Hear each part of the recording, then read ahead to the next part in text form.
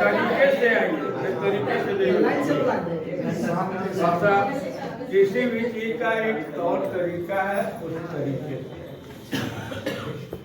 एक ग्रुप 5 है आज के प्रशिक्षण में, कार्य में, और इस प्रशिक्षण को तैयार करने वाले जो प्रतिभागी हैं, सबसे पहले मैं उन प्रतिभागियों के प्रति आभार व्यक्त करता हूं और उन्हें डैश पर आमंत्रित करता हूं।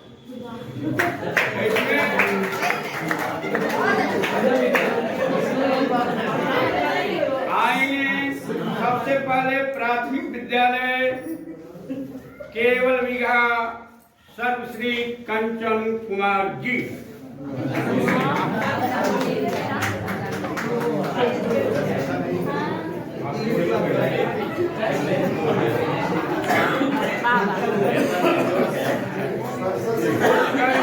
मध्य विद्यालय सर्वश्री जितेंद्र पासवान जी।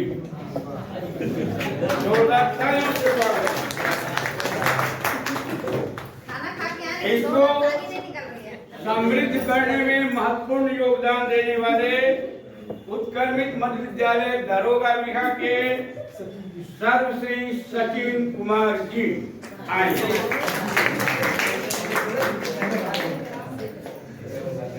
इस को तैयार करने में महत्वपूर्ण भूमिका निभाने वाले मध्य विद्यालय कल्याणपुर बिहार शरीफ प्रखंड के बहुत विख्यात शिक्षक सर्वश्री सुबोध कुमार जी। इसके बाद आ रहे हैं उत्क्रमित मध्य विद्यालय कंचनपुर बिहार शरीफ प्रखंड के बहुत ही युवा, जिनके अंदर पूर्ण जोश भरा हुआ है, आदरणीय रमेश कुमार जी। और इस बार इन सबों के द्वारा किए गए मेहनत तैयार करने में प्रस्तुतकर्ता के रूप में इन 5 पंचदेवों के द्वारा सदा भवानी रवि अनुग्रह रहे गणेश पंचदेव मिल रक्षा करिए ब्रह्मा विष्णु। आप लोग की जवाबदेही है कि आपके सामने जो नर्तक है, जो पेश करने वाला प्रस्तुत करता है, उनकी रक्षा आप करेंगे। आपसे रक्षा की उम्मीद की जा रही है। साथियों, मैडम बहुत देर से आपको कुछ समझा भी रही थी और समझ में हम लोग प्रशिक्षण में आए और प्रशिक्षण का एक महत्वपूर्ण पल मेरे लिए नजारा जो अपनी अनुभव की आधार पर आपके बीच में प्रस्तुत करना चाहता हूं। सबसे पहले हम वर्ग में जाने के पहले इसमें था कि पाठ के पूर्व, पाठ के बाद और पाठ के बीच हमें क्या करना है।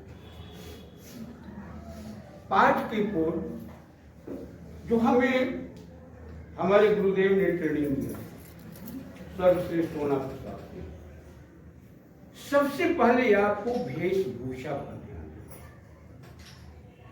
एक शिक्षक का वेशभूषा कैसा होना चाहिए, उसके लिए बहुत से कॉलम उन्होंने सिखाया था, जिस पर चर्चा भी मैं नहीं करूंगा।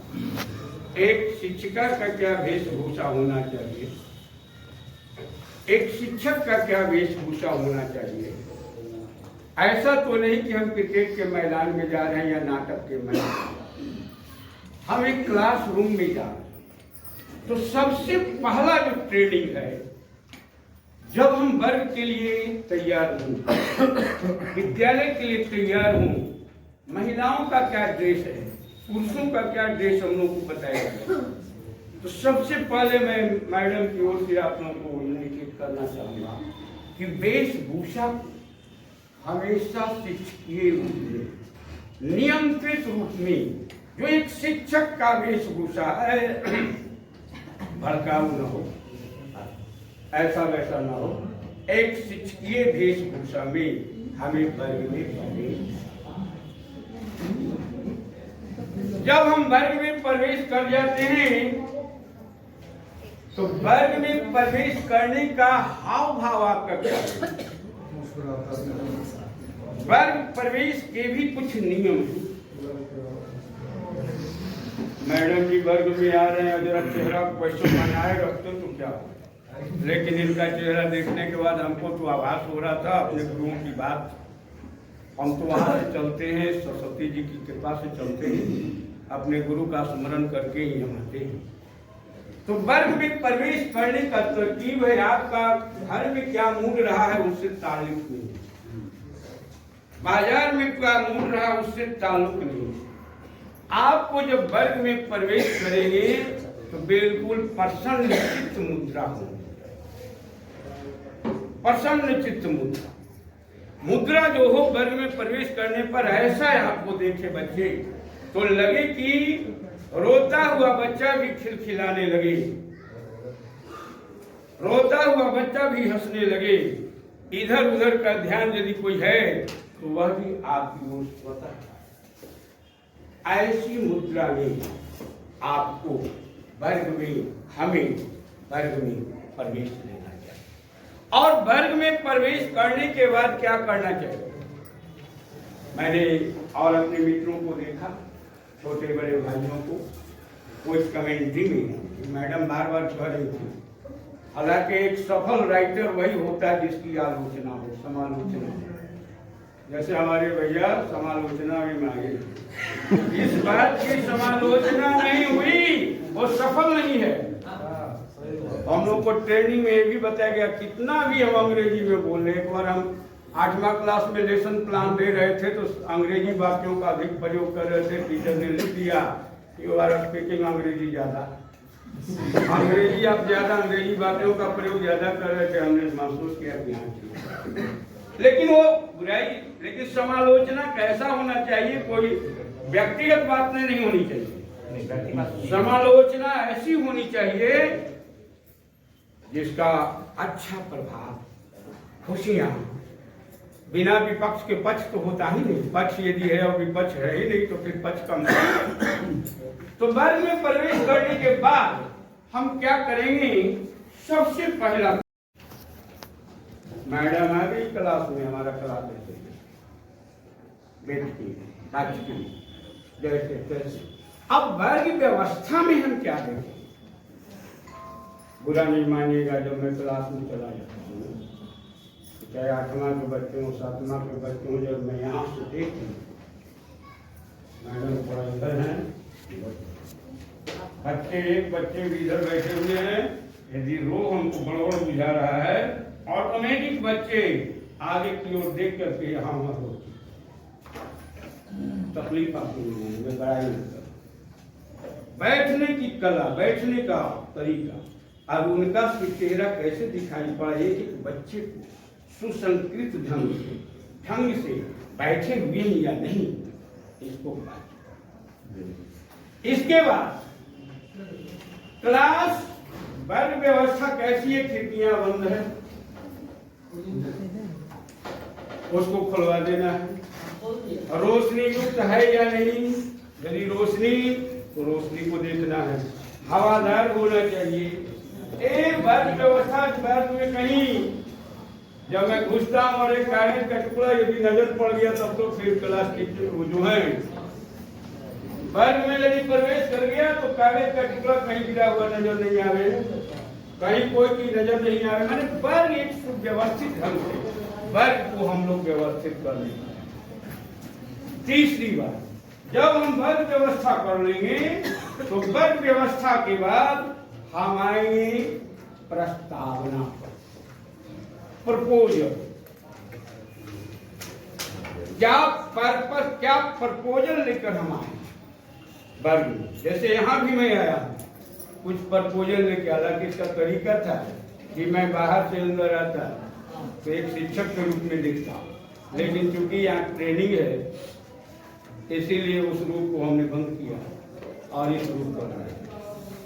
बाहर से आते तो मैं सब कुछ गतिविधि करके दिखलाता कि एक शिक्षक की कैसी भूमिका हो, लेकिन भैया तो प्रस्तावना हमको पढ़ाना है क्लास 3 में, क्लास 4 में, क्लास 5, 6, 8 जो भी 9, 10 जो भी। तो सबसे पहले हम प्रस्तावना देखेंगे।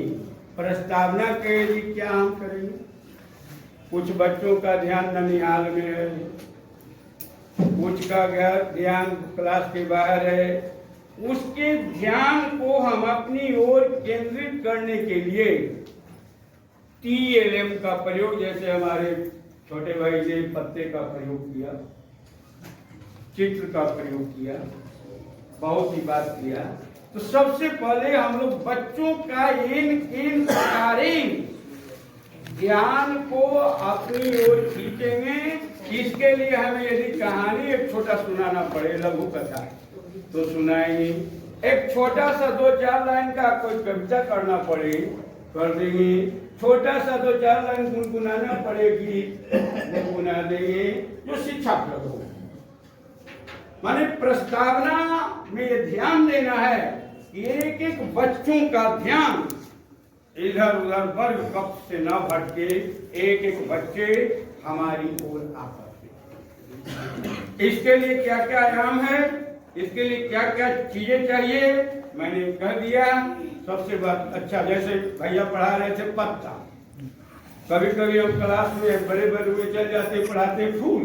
एक उदाहरण दे रहे, क्या करते हैं, 20 को फूल लेते आते हैं और टेबल पर देना शुरू कर। हिंदी हुआ, फ्लावर किसे कहते हैं, परिभाषा नहीं हुआ। पत्ता किसे कहते हैं, जी जी इस पत्ता को पत्ता कहते हैं। पत्ते का परिभाषा, फूल का परिभाषा अलग है। जल पढ़ाना है, जल को फेंक देते हैं, 10 को जल खाल के ले आए। जल कितने प्रकार का, मतलब ये है कि हम TLM जो हमारे उद्देश्य भी 2 प्रकार। अब ये भी जंगल की बात है। जंगल की बात में हमारे छोटे भाई बता रहे थे, जंगल का महत्व। तो हर टॉपिक का 2 उद्देश्य होता है, 2 एम्स। एक होता है सामान्य उद्देश्य और एक होता है विशिष्ट, स्पेशल एम। एक होता है सामान्य उद्देश्य। भैया बोल रहे थे सामान्य उद्देश्य के बारे में, छोटे भाई बता रहे थे सामान्य उद्देश्य के बारे में, मैडम कुछ विशिष्ट उद्देश्य के बारे में चली गई। यहाँ का विशिष्ट उद्देश्य, इस पर इसको भी स्थापित हम कर सकते हैं, अच्छी बात है। तो हर टॉपिक का 2 उद्देश्य होता है। जिस उद्देश्य के लिए आप वर्ग में आए हैं, उस उद्देश्य को प्रस्तावना में लाना है, जिसे हम कहते हैं सब्जेक्ट मैटर। क्या कहते हैं, विषय वस्तु, सब्जेक्ट मैटर, कि आज क्या पढ़ाना है। जैसे क्लास 3 के बुक से लिया गया है तरह तरह के भोजन। अब हम वर्ग संचालन प्रारंभ कैसे करेंगे?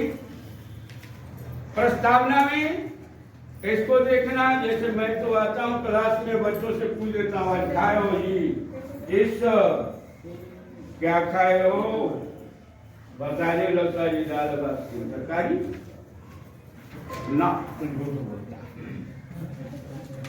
दाल भात में तरकारी की ना खाए। कौन बनाए दाल भात? ये हमारी माँ बनाए, माँ को बनाने नहीं। अच्छा सही से बताओ कि क्या खाए हो। अब तीसरा के बच्चे के बाद नहीं, हायर क्लास से पढ़ाते तभी बात है। क्या खाते हो, क्या खा गए हो जी? रोटी सब्जी दूध गलास। अब हमको वहां पढ़ाना था how many elements of food, भोजन के मुख्य अवयव कौन कौन हैं। वहां हमारा टॉपिक हो जाता था भोजन के मुख्य अवयव को आज पढ़ाना है, तो दूध भात कहते रहो, सब्जी रोटी कहते रहो, फल फ्रूट कहते रहो। लेकिन मेरा तो गोल तीर वहां पर है, चिड़िया की आंख पर। कुछ भी बेटा खा के आए हो, 6 चीज ही खा, कार्बोहाइड्रेट, प्रोटीन, वसा, विटामिन, खनिज, लवण और 6 से ज्यादा तो तुम खा ही नहीं सकते। भले तुम्हारा रूप अलग अलग हो सकता है। भोजन के मुख्य अवयव पर पहुंच जाते हैं। अब सबके बारे में डिटेल्स चर्चा करना शुरू करते हैं। तब इसमें छोटा क्लास है, तीसरा क्लास है, भोजन थोड़ा खा के आए हो? तो जी क्या खाए हो? तो जी सब्जी किस चीज का खाए हो? जी आलू की है। बंदा गोभी देखिए, उसके लिए हमारे निर्माताओं ने आलू प्याज का चित्र भी दिया है, एक फल का चित्र भी दिया है, गाजर मूली का चित्र भी दिया है, चावल भी दे दिए हैं। अब इसको दिखा रहे हैं तो विषय वस्तु की ओर हम चले गए। या भोजन में क्या करना? भोजन तरह तरह के। अब हम पूछ दिए उससे, अच्छा बताओ भोजन क्यों जरूरी है? और वो बच्चा कहता है खाई न तो राही कुछ कर लो। छोटा बच्चा, बड़े बच्चे की बात। अब उसको वहां समझाते हैं कि भोजन क्यों जरूरी है। हायर लेवल में जाएंगे तो बहुत जरूरी पड़ जाएगा, छोटे लेवल में आते हैं भोजन क्यों जरूरी है। ऊर्जा प्राप्ति के लिए जैसे गाड़ी में डीजल का होना जरूरी है, पेट्रोल का होना जरूरी है, उसी तरह से शरीर रूपी गाड़ी को चलने के लिए भोजन पानी का होना जरूरी है। भोजन पानी का होना। अब उससे कुछ सवाल करते हैं। सवाल करने के बाद वो जवाब देता है। जवाब देने के बाद कहते हैं ओपन योर बुक, अपनी अपनी पुस्तकें निकालो। प्रस्तुतिकरण भी हमारा प्रेजेंटेशन, जिसको अंग्रेजी में हम लोग बोलते हैं, how to produce, how to present your subject matter. आप अपने सब्जेक्ट मैटर को कैसे प्रस्तुत करेंगे? देखिए ट्रेनिंग है, इसलिए हमारे सहयोगियों ने इतना साथ देके बनवाया। प्रस्तुतिकरण, प्रेजेंटेशन, प्रस्तुतिकरण कैसे करें? आप सबसे पहले जो सब्जेक्ट मैटर आप दिए हैं, ओपन योर बुक, अपनी पुस्तकें। अब अपनी पुस्तकें खोलो तो मास्टर साहब क्या करेंगे? लाओ वो किताब ले। देखिए यहाँ थोड़ा सा हमारी बात छूटेगी। वो किताब ले ली, बच्चों के किताबा ले, बच्चों के किताबा मास्टर साहब ले। बचवा का पढ़ेगा अपने को। अब अपने पढ़ के वाचन करने लगे। पठन कौशल बताए थे कल, लेखन कौशल कल बताए, उसको इसमें समावेश, उसको इसमें लाना है। पठन कौशल। अब जो कमजोर बच्चा है, और क्या हम गलती करते हैं? तेज के बच्चा को पहले कहते हैं उठो पढ़ो। अब बैक वेंचर जो बैक वेंचर है, जो मुंह छुपाए, उसको कहते हैं अब बैठले रहे तो ठीक रहे। काहे तो उसको पढ़े न देने तो बाप जैसे कि हमारा टाइम खा जाएगा, हमारा जल्दी है, घड़ी ले रहे टाइम है। ये प्रैक्टिकल बातें हैं और मतलब रियलिटी है। तो आपको वहाँ क्या करना है? डॉक्टर एस सिद्धार्थ का निर्देश आया था कि कमजोर बच्चों को, आपको याद है डॉक्टर एस सिद्धार्थ महोदय की बात, कमजोर बच्चों को आगे और आगे बैठा करके अवतरण, जो भी एक, जिसको हम लोग कहते हैं अवतरण, पैराग्राफ अंग्रेजी में, एक पैराग्राफ उससे हम बात करवाएंगे रेडी। वो पढ़ाने में जहां उसको कठिन शब्द आएगा, वार्तनी में, उच्चारण में, कितना लड़का लड़की उच्चारण में गड़बड़ करता है, कैसी कैसी कहानियां आपको सुनाए, कभी कभी हमको मिल जाता है ऐसा। उसको कहते हैं ना ऐसे बोलो तो बराबर वैसे ही बोलता है, यानी उसको तोतर लगा हुआ है लड़का लड़की। हम कितनों कहते हैं बाहे गुरु बोलो, तू ही राम है, तू रहीम है, तू करीम, कृष्ण खुदा हुआ, तू ही बाहे गुरु, तू ही सुमसी, बाहे गुरु बराबर बोलेगा बाहे गुरु।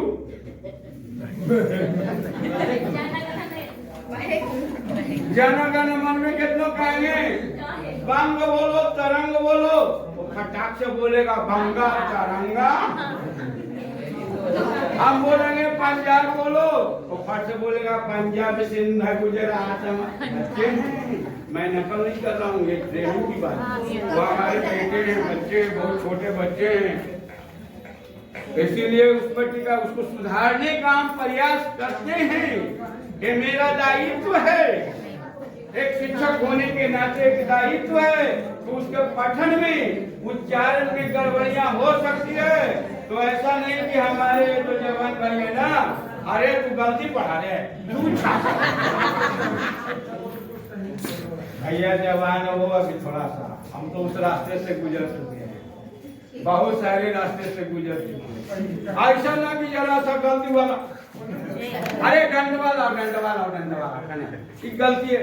कहने का मतलब ये प्यार तू तो अंतिम सजा है, spare period and spoil the child. वो तो अंतिम किसी ने कहा है spare period and spoil the child. छड़ी को फेंके और बच्चे को भय तो होना ही चाहिए, लाज रूपी भय, डर रूपी भय, मार रूपी भय वो तो होना ही चाहिए। हर बच्चे में आपकी आंख से डर होनी चाहिए। एक बार जब फील्ड में निकल जाए तो लगे कि हम फील्ड में आ गए हैं।